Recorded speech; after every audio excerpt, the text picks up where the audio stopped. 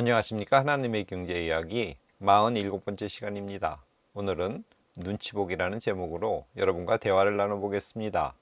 먼저 코로나 이야기입니다. 지난주 7일 평균 52,000명대의 신규 확진자가 발생했습니다.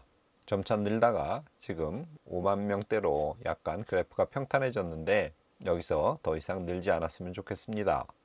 중국 코로나 이야기입니다. 광저우 봉쇄 지역에서 수백 명이 강압적인 봉쇄 정책에 반대하면서 경찰과 충돌했다고 합니다. 지금 현재 중국에서는 코로나 신규 확진자가 10,000명대에서 20,000명대로 증가하고 있습니다.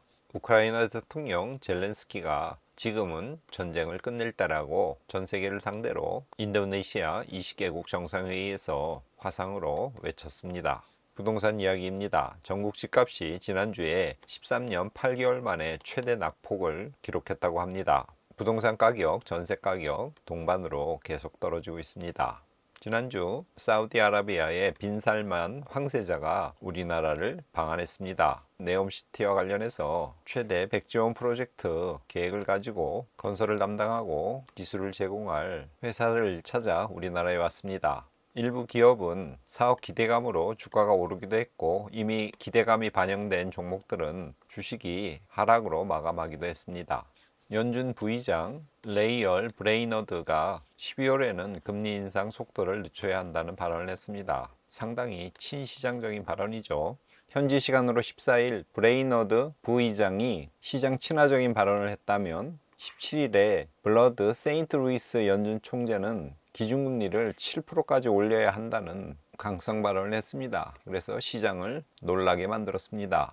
그러나 이틀 후 현지 시간으로 19일 라파엘 보스틱 애틀란타 연은 총재는 더 이상 큰 폭의 금리 인상은 없다는 발언을 했습니다. 이렇게 브레이너드가 시장 친화적인 발언을 했다면 블러드는 시장 적대적인 발언, 그리고 보스틱 총재는 다시 시장 친화적인 발언을 함으로써 연준이 지금 의도적으로 시장을 얼르고 달래고 하면서 나름대로 방향을 조정하려고 하는 것 아닌가 하는 생각을 떨칠 수 없게 만들고 있습니다.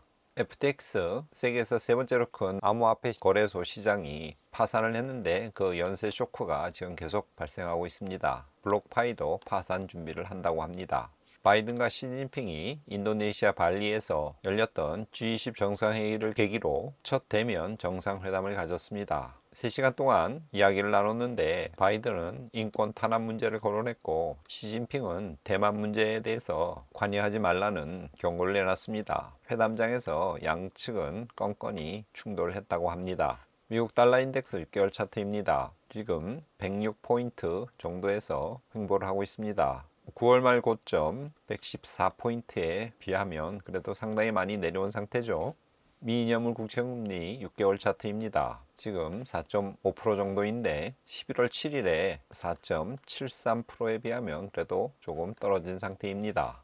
미 10년물 국채금리 약 3.8% 정도입니다. 10년물도 10월 21일 날 4.3%에서 그래도 상당히 많이 떨어져 있는 상태죠. S&P 500 지난주에 0.32% 하락해서 약보합 상태를 유지했다고 볼 수 있습니다. 연초 대비로 보면 지금 17% 하락한 상태입니다. 나스닥 지난주에 대략 1% 정도 하락했습니다. 연초부터 보면 지금 30% 떨어진 상태입니다. 상해 종합 주가지수 거의 변동 없이 보합세를 유지했습니다. 연초 대비로 보면 지금 15% 정도 하락한 상태입니다. 코스피 차트 지난주에 1.6%가량 하락했습니다. 올 초부터 보면 코스피 18% 정도 떨어진 상태입니다. 비트코인 앞선 주에 많이 떨어져서 그런지 지난주에는 보합세를 유지했습니다. 지금 16,600불 정도 수준입니다. 연초부터 보면 비트코인 65%가량 하락한 상태입니다. 텍사스 원유 주간 차트입니다. 지난주에 굉장히 많이 떨어져서 배럴당 80불까지 내려왔습니다. 중국에서 코로나 확진자가 계속 늘어남에 따라 중국의 수요가 둔화될 것을 염려해서 그런지 많이 떨어졌습니다. 금 가격 일간 차트입니다. 앞선 주에 굉장히 많이 올라서 지난주에는 약간 조정이 있었습니다. 지금 온스당 1750불대 수준입니다. 하나님의 경제 이야기 이번 주에는 눈치보기라는 제목을 정해봤습니다. 14일 연준의 부의장 브레이너드가 금리 인상 속도를 늦추는 것이 적절하다는 발언을 했습니다. 시장 친화적인 발언이죠. 10월 생산자 물가지수 PPI가 둔화되었습니다. 예상은 0.4% 증가인데 0.2% 정도 증가한 것으로 나타났습니다. 생산자 물가지수가 둔화되면 연준의 긴축 정책이 완화되지 않을까 하는 기대감이 잠시 시장에서 돌았습니다. 11월 주택건설업협회 심리지수가 33으로 나왔습니다. 이 수치는 2012년 내 최저치입니다. 지금 미국의 모기지 금리가 계속 오르고 있죠. 7%대를 넘었습니다. 그래서 주택시장 심리와 실제 경기가 굉장히 안 좋죠. 17일 제임스 블러드 세인트루이스 연준 총재가 금리 인상은 인플레에 제한적 영향을 줬다고 발언을 했습니다. 궁극적으로 영향을 줘야 되는데 부족했다는 거죠. 그러면서 적어도 금리는 5%에서 5.25% 정도, 심지어는 좀 강하게 말하면 7%까지도 되어야 된다는 발언을 했습니다. 시장에 엄포를 준 셈입니다. 이 발언으로 17일 날 주가가 별로 안 좋았죠. S&P 500기업 3분기 실적이 대부분 발표되었습니다. 약 70% 정도가 놀랄만한 실적, 어닝 서프라이즈 결과가 나왔습니다. 문제는 4분기 그리고 내년에 실적이 어떠냐입니다.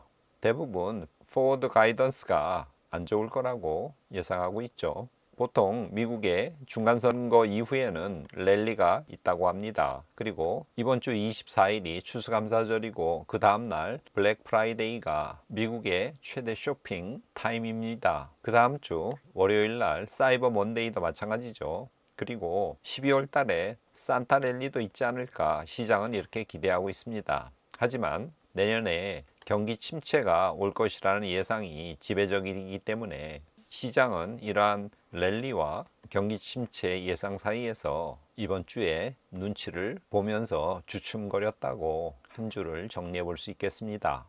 오늘은 야고보서 1장 17절 말씀을 가져왔습니다. 제가 읽어보겠습니다. 온갖 좋은 은사와 온전한 선물이 다 위로부터 빛들의 아버지께로부터 내려오나니 그는 변함도 없으시고 회전하는 그림자도 없으시니라. 앞부분에 온갖 좋은 은사 그리고 온전한 선물, 이 두 표현은 사실상 같은 뜻입니다. 동일한 내용을 두 번 반복해서 설명하고 있습니다. 하나님을 빛들의 아버지로 이렇게 표현하고 있습니다. 이것은 태초에 천지를 창조하시면서 빛이 있으라고 하신 말씀을 고려할 때 창조주 하나님을 뜻합니다. 하나님은 여기서 변함도 없으시고 회전하는 그림자도 없으신 분입니다. 회전하는 그림자도 없으신 분이란 뜻은 그림자가 태양의 위치에 따라 시시각각 변하듯이 모든 만물은 변화하지만 하나님께서는 결코 변화하지 않는 동일하신 여상한 분이심을 강조하는 내용입니다. 하나님의 경제 이야기 시청자 여러분, 늘 동일하신 하나님께서는 우리에게 좋은 은사와 온전한 선물을 주시는 분이십니다. 오늘 본문 말씀을 기억하시면서 이번 일주일도 힘을 얻고 담대하게 살아가는 여러분 되시기를 바랍니다. 오늘은 이것으로 마치겠습니다. 감사합니다.